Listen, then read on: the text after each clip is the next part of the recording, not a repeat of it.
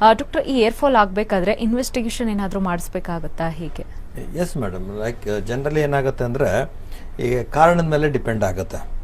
ಈಗ ತುಂಬಾ hair breakage ಆಗ್ತಾ ಇದೆ, ಮಧ್ಯದಲ್ಲಿ ಕಟ್ ಆಗ್ತಾ ಇದೆ, ಸ್ಪ್ಲಿಟ್ ಎಂಡ್ಸ್ ಜಾಸ್ತಿ ಆಗ್ತಾ ಇದೆ, ಕಲರ್ ಚೇಂಜ್ ಆಗ್ತಾ ಇದೆ.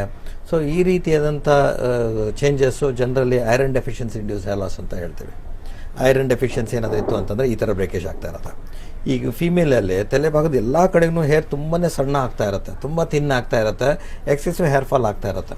ಸೊ ಈ ರೀತಿಯಾದಂಥ ಕಂಡೀಷನ್ಸ್ಗಳಲ್ಲಿ ಮೋಸ್ಟ್ ಆಫ್ ದ ಟೈಮ್ ಏನಾಗುತ್ತೆ, PCOD ಇರುವಂಥ ಚಾನ್ಸಸ್ ಜಾಸ್ತಿ ಇರುತ್ತೆ. ಸೊ ಪಾಲಿಸಿಸ್ಟಿಕ್ ಓವರಿಯನ್ ಡಿಸೀಸ್ ಇದರಲ್ಲಿ ತುಂಬಾ ಹೇರ್ ಥಿನ್ ಆಗಿ ಎಕ್ಸೆಸಿವ್ ಹೇರ್ ಫಾಲ್ ಆಗೋಕ್ಕೆ ಶುರು ಆಗ್ತಾ ಇರುತ್ತೆ. ಸೊ ಅದಾದ ನಂತರ PCODಗೋಸ್ಕರ ನಾವು ಅಗೇನ್ ಟು ರೂಲ್ ಔಟ್ ಈ ಥರ ಥಿನ್ನಿಂಗ್ ಯಾಕೆ ಆಗ್ತಾ ಇದೆ ಅಂತ ಹೇಳ್ಬಿಟ್ಟು ಸ್ಕ್ಯಾನಿಂಗ್ ಎಲ್ಲ ಮಾಡಿಸೋದಾಗಲಿ ಇದೆಲ್ಲ ಇನ್ವೆಸ್ಟಿಗೇಷನ್ಸ್ ಮಾಡಲೇಬೇಕಾಗತ್ತೆ. ಇನ್ನು ಥರ್ಡ್ ಅಂತಂತ ಹೇಳಿದಾಗ ಥೈರಾಯ್ಡ್ ಪ್ರಾಬ್ಲಮ್ ಇದ್ದಾಗ ಸೊ ಥೈರಾಯ್ಡ್ ಕರೆಕ್ಟಾಗಿ ಫಂಕ್ಷನ್ ಮಾಡ್ತಾ ಇಲ್ಲ, ಸೊ ಅತಿ ಕಡಿಮೆ ಆಗಿ ಮಾಡ್ತಾ ಇದೆ, ತನ್ನ ಫಂಕ್ಷನ್ಸ್ ಕರೆಕ್ಟಾಗಿ ಮಾಡ್ತಾ ಇಲ್ಲ, ತುಂಬ ಕುಗ್ಗೋಗಿದೆ, ಅದೊಂದು ಹೈಪೋಥೈರಾಯ್ಡಿಸಮ್ ಅಂತ ಹೇಳ್ತೀವಿ. ಈ ಹೈಪೋಥೈರಾಯ್ಡಿಸಮಲ್ಲಿ ಏನಾಗುತ್ತೆ, ಜನರಲಿ ಸ್ಕ್ಯಾಲ್ಪನಂತೂ ತುಂಬ ಡ್ರೈ ಆಗಿರುತ್ತೆ, ಸೊ ಹೇರ್ಗಳೆಲ್ಲ ಡ್ರೈ ಆಗ್ತಾ ಇರುತ್ತೆ, ಎಕ್ಸೆಸಿವ್ ಹೇರ್ ಫಾಲ್ ಆಗ್ತಾ ಇರುತ್ತೆ, ಇನ್ನೊಂದು ಥಿನ್ನಿಂಗ್ನೂ ಜಾಸ್ತಿ ಆಗ್ತಾ ಇರುತ್ತೆ ಅಂತ ಹೇಳ್ಬೋದು. ಸೊ ಈ ರೀತಿಯಾದಂಥ ಹೇರ್ ಫಾಲ್ ಇದ್ದಾಗ ನಾವು ಜನರಲಿ ವಿ ರೆಕಮೆಂಡ್ ದಮ್. ಸೊ ಥೈರಾಯ್ಡ್ ಪ್ರಾಬ್ಲಮ್ ಇರುವಂಥ ಚಾನ್ಸಸ್ ಜಾಸ್ತಿ ಇರುತ್ತೆ. ಸೊ ಬೆಟರ್ ನೀವು ಥೈರಾಯ್ಡ್ದು ಟೆಸ್ಟಿಂಗ್ ಮಾಡಿಸೋದು ಒಳ್ಳೆಯದು ಅನ್ನೋದು. So these are some of the like common testings ಅಂತ ಹೇಳ್ಬೋದು. ಓಕೆ ಡಾಕ್ಟರ್, ಆರೋಗ್ಯವಾಗಿರಬೇಕು, ಏರ್ ಫಾಲ್ ಸಮಸ್ಯೆ ಉಂಟಾಗಬಾರ್ದು ಅಂದರೆ ನಾವು ತೆಗೆದುಕೊಳ್ಳುವಂಥ ಆಹಾರ ಕೂಡ ಇಲ್ಲಿ ಬಹಳಷ್ಟು ಮುಖ್ಯ ಆಗುತ್ತೆ. ಸೊ ಯಾವ ರೀತಿ ಫುಡ್ ತಗೊಳ್ಬೇಕು? Yes madam, like right.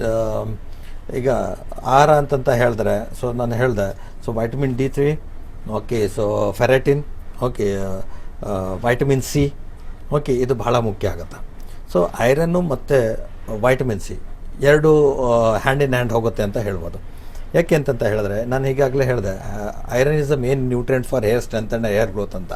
So ಈ ಐರನ್ ರಿಚ್ ಕಂಟೆಂಟ್ ಫುಡ್ಗಳು ಈಗ ಡ್ರೈ ಫ್ರೂಟ್ಸಲ್ಲಿ ಜನರಲಿ ಕಪ್ಪು ದ್ರಾಕ್ಷಿಗಳಾಗಿರ್ಬೋದು, ಡೇಟ್ಸ್ ಆಗಿರ್ಬೋದು, ಬ್ಲ್ಯಾಕ್ ಡೇಟ್ಸ್ ಆಗಿರ್ಬೋದು, so all green leafy vegetables, so ಸೊಪ್ಪುಗಳಾಗಿರ್ಬೋದು, ಇದರಲ್ಲಿ ಐರನ್ ಜಾಸ್ತಿ ಇರುತ್ತೆ.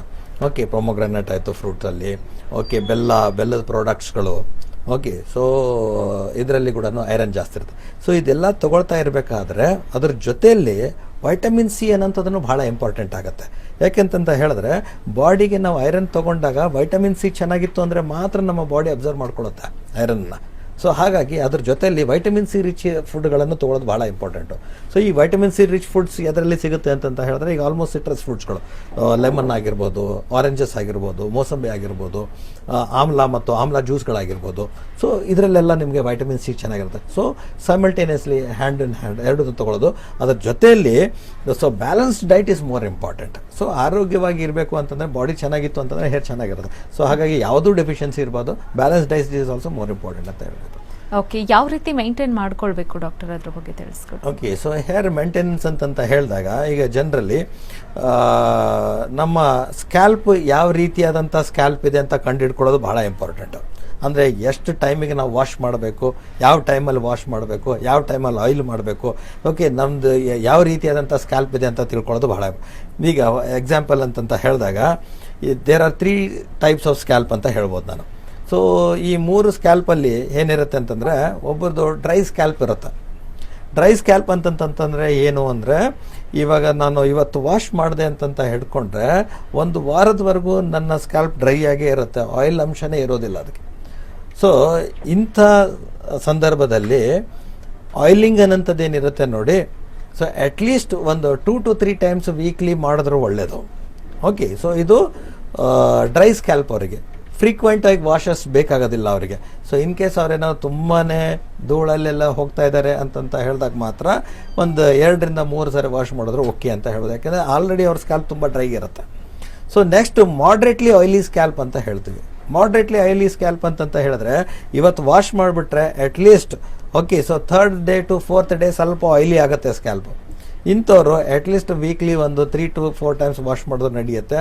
ಆಯಿಲಿಂಗ್ ವಾರಕ್ಕೆ ಒಂದ್ಸರಿ ಮಾಡಿದ್ರು ಸಾಕಾಗುತ್ತೆ.